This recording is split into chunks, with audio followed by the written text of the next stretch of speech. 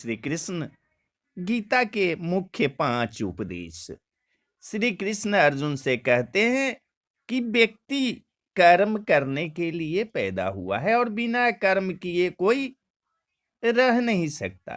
फल की चिंता करना व्यर्थ है, क्योंकि इससे मनुष्य का मन काम से भटकने लगता है। किसी कर्म से सफलता नहीं मिलती तो क्या हुआ, और सफलता भी ज्ञान के द्वार खोलती है।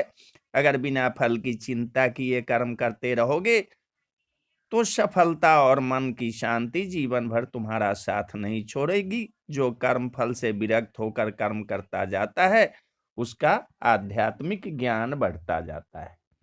जो व्यक्ति हमेशा स्वार्थ प्रेरित होकर फल की चिंता करते हुए कर्म करते हैं और सिर्फ फल ही उन्हें कर्म करने को प्रेरित करता है, ऐसे लोग दुखी और बेचैन रहते हैं, क्योंकि उनका दिमाग हमेशा इसी उलझन में फंसा रहता है कि उन्हें क्या फल मिलेगा।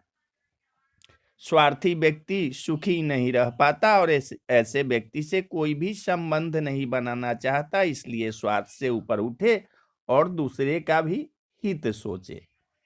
क्रोध क्रोध या गुस्सा करना व्यक्ति के दिमाग में उथल पुथल पैदा कर देता है। आवेश में विवेकहीन होकर कई बार व्यक्ति अपना ही नुकसान कर बैठता है या फिर अपनी ही मानसिक शांति को भंग करके खुद को कष्ट देता है।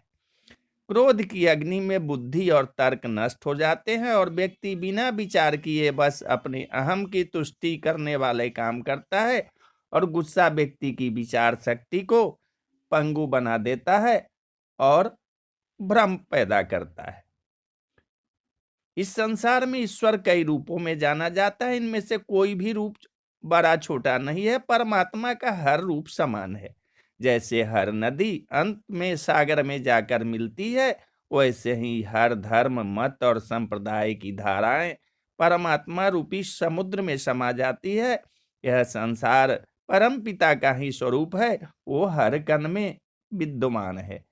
भगवान श्री कृष्ण कहते हैं कि हर व्यक्ति को अपने कर्तव्य का पालन करना चाहिए, यही धर्म है। अगर अपने कर्तव्य का पालन नहीं किया जाता है तो मन में अशांति और दुख प्राप्त होता है। अपनी पसंद नापसंद मोह बैर को किनारे रखकर अपना कर्तव्य करो।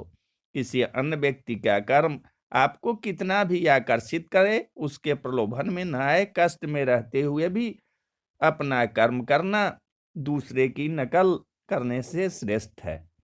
अपने कर्म और कर्तव्य का पालन ही जीवन का सही मार्ग है, क्योंकि कर्म करना अकर्मण्यता से हमेशा बेहतर है। कर्तव्य में दोष देखकर पीछे न हटे, क्योंकि हर कर्म में न कोई छोटा बड़ा दोष हो सकता है। जैसे अग्नि के साथ धुआं भी होता है।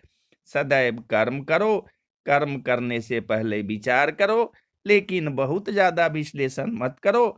अधिक विश्लेषण संशय और अकर्मण्यता पैदा करता है। तो बोलिए जय श्री कृष्ण, जय श्री कृष्ण।